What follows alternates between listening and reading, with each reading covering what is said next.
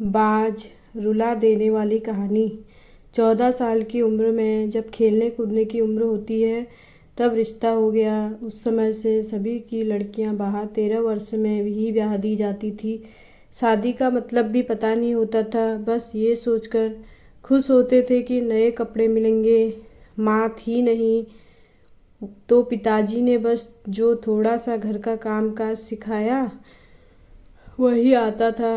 शादी का दिन आया और बस सारी रस्मों के बाद विदाई का वक्त भी आ गया। रोते रोते डोली में बैठकर ससुराल पहुंच गई। इतनी आलीशान हवेली देखकर मन ही मन बहुत खुश हुई। तभी सासू माँ की आवाज़ आई, अरे जल्दी से कलश लाओ, बहू आ गई है। और मैंने घूंघट की आड़ से अपनी सास को देखा। आँखों से एकदम सख्त मिजाज की लग रही थी। मुझे सच मानो थोड़ा डर गई थी। उन्हें देखकर सारी रस्में खत्म होते होते रात हो गई थी। बिस्तर पर लेटते ही नींद आ गई। सुबह सुबह नौकरानी ने आकर जगाया था कि चलो रसोई बनाने की रस्म है। तैयार कर रसोई में गई और खीर बनाई। साथ ही साथ सबने तारीफ भी की। अब बचपन छोड़कर से कमी निकाल काम का सीख लो। 15 दिन बाद मेरे पति को भी हॉस्टल जाना था क्योंकि वह तब बीए कर रहे थे।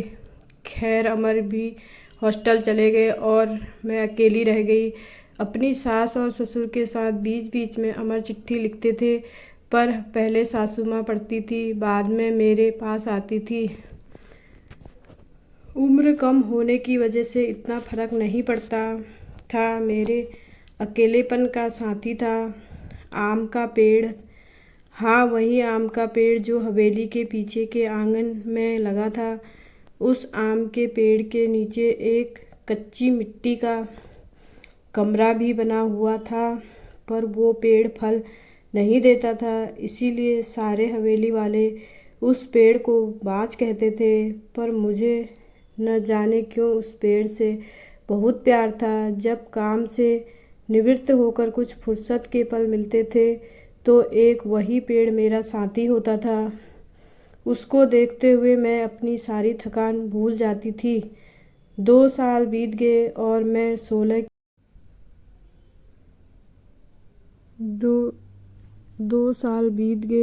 16 की हो गई। अमर की भी स्नातक की पढ़ाई पूरी हो गई थी।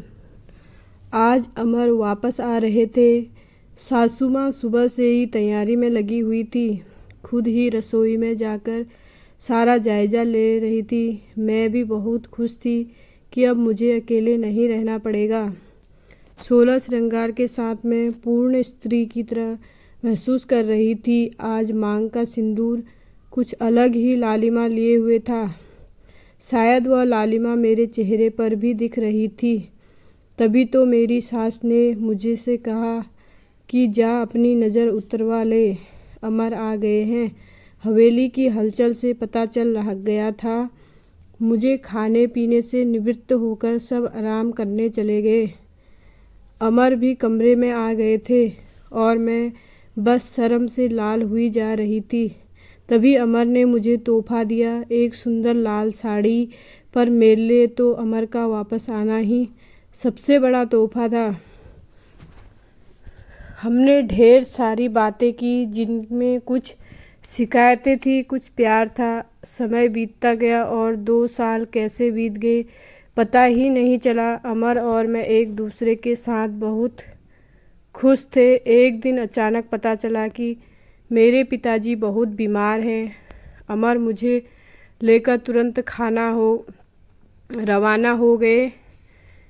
पिताजी मुझे देखकर बहुत खुश हुए, जैसे मेरे लिए ही अपनी सासू को रोका हुआ था।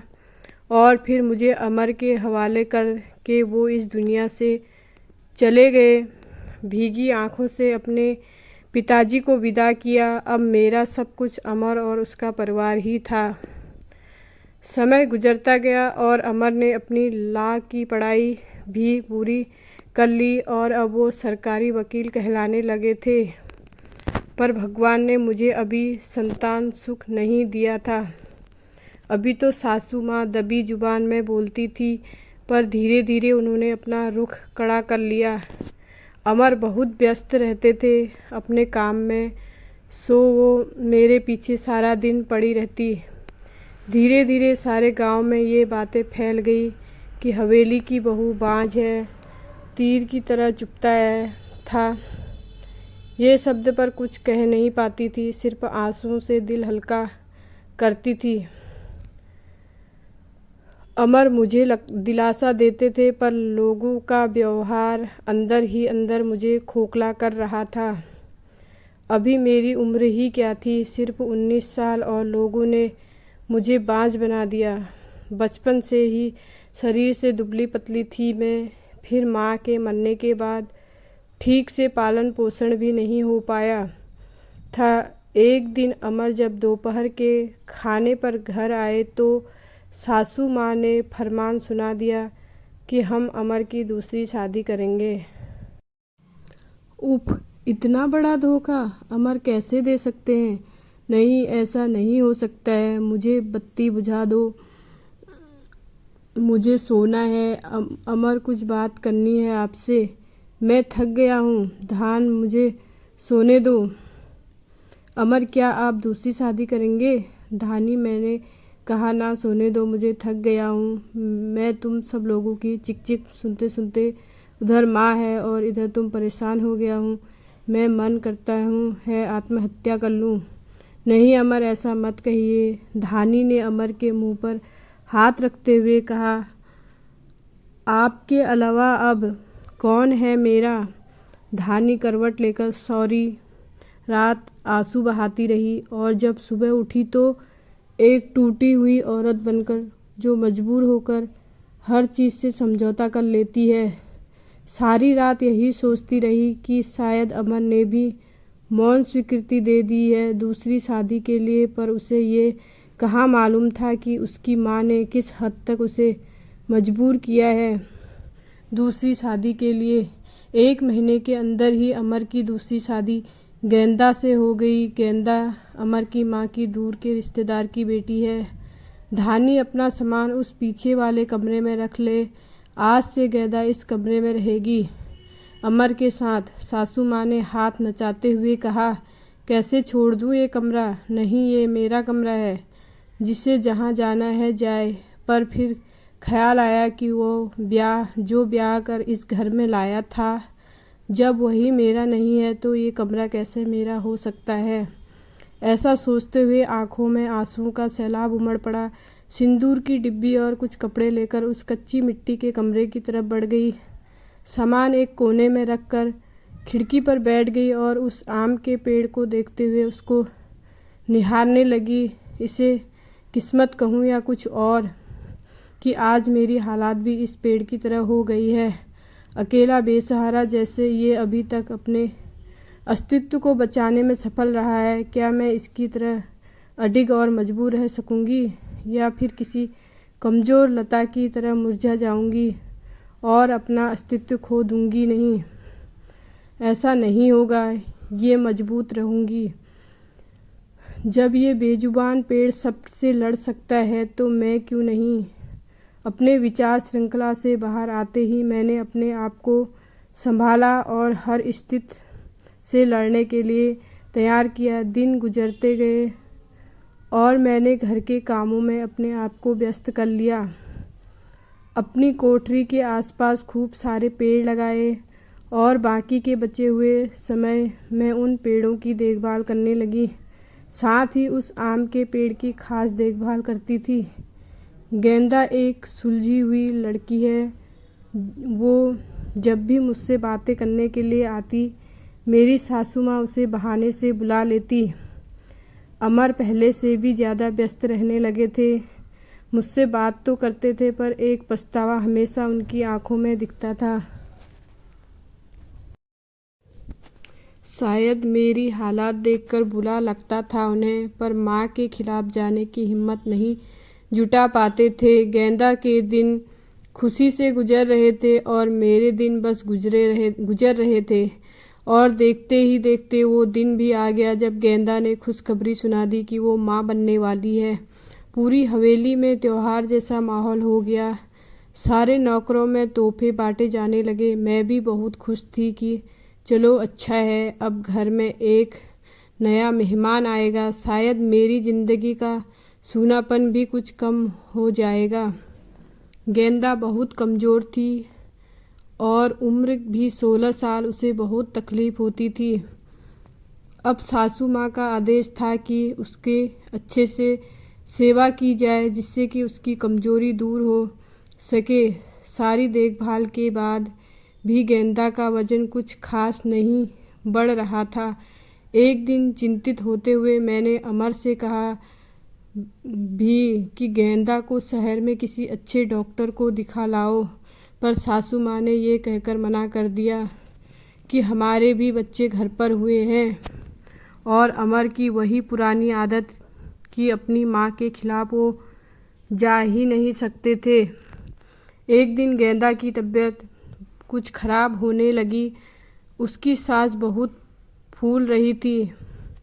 घबराकर मैंने गांव के वैद्य जी को भेजा। वैद्य जी ने आकर कुछ दवाइयाँ दी और खून की कमी भी बताई।